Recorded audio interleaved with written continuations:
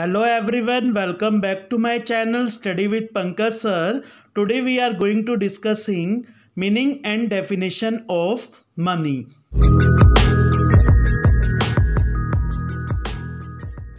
Money का मतलब होता है पैसा। पैसा किस काम आता है? अगर हमने कोई भी चीज़ खरीदनी है तो हम किससे खरीद सकते हैं? मनी से।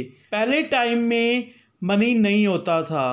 पहले टाइम में बार्टर सिस्टम चलता था जिसमें गुड्स जो हैं गुड्स के बदले एक्सचेंज होते थे। अर्लियर टाइम में क्या होता था कि अगर कोबलर है, कोबलर क्या करता था? शूज़ बनाता था।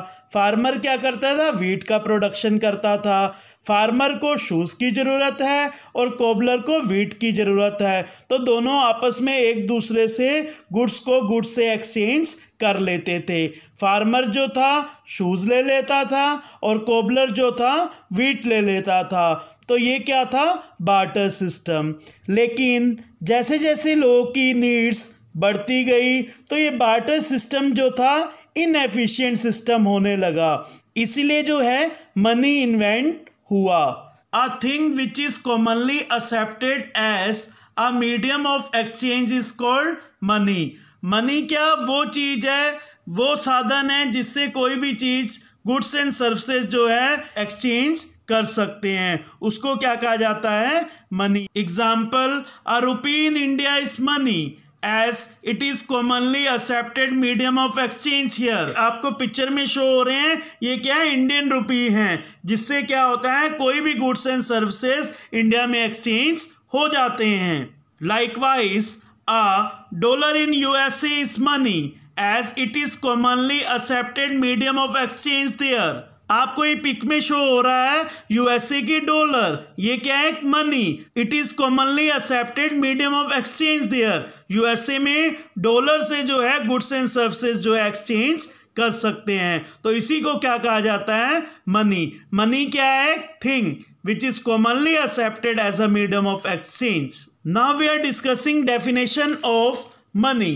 Though initially money means only a medium of exchange, but gradually money found its other uses as well, as now we are discussing.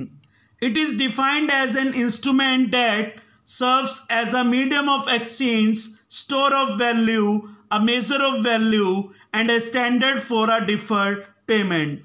पहले मनी का मीनिंग होता था कि सिर्फ मनी एक साधन था कि मीडियम ऑफ एक्सचेंज, जिससे हम गुड्स एंड सर्विसेज को एक्सचेंज कर सकते थे। फिर जैसे जैसे समय चेंज होता गया और देखा गया मनी का मतलब सिर्फ मीडियम ऑफ एक्सचेंज नहीं है। मनी का मतलब मीडियम ऑफ एक्सचेंज भी है, स्टोर ऑफ वैल्यू भी है, मेजर ऑफ वैल्यू भी है, स्टैंडर्ड फॉर डिफर्ड पेमेंट भी है। मीडियम ऑफ एक्सचेंज का मतलब होता है मनी के जरिए गुड्स एंड सर्विसेज को एक्सचेंज कर सकते हैं। स्टोर ऑफ वैल्यू का मतलब होता है कि money is use as a instrument of saving, कि मनी को जो है हम सेविंग के पर्पज से भी यूज कर सकते हैं, कि मनी को जो है सेव भी हम कर सकते हैं, कि हमारे पास अगर कोई पैसा है हम सेव करके रख सकते हैं ताकि उस पैसे को फ्यूचर में यूज करके हम अपनी नीड पूरी कर सकते हैं।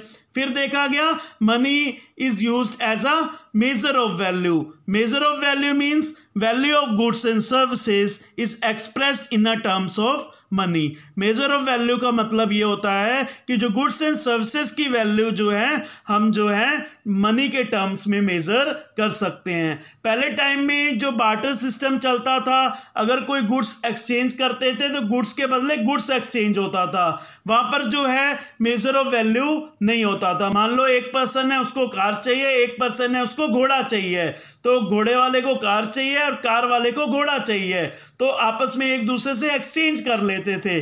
बट वहाँ पर वैल्यू गुड्स की मेजर नहीं होती थी, कार की वैल्यू ज़्यादा होती है, घोड़े की वैल्यू कम होती है, तो उस सिस्टम में क्या होता था? वैल्यू मेजर नहीं कर पाते थे। By money it become possible to measure the value of goods and services in the terms of money. Money is used as standard for a deferred payment.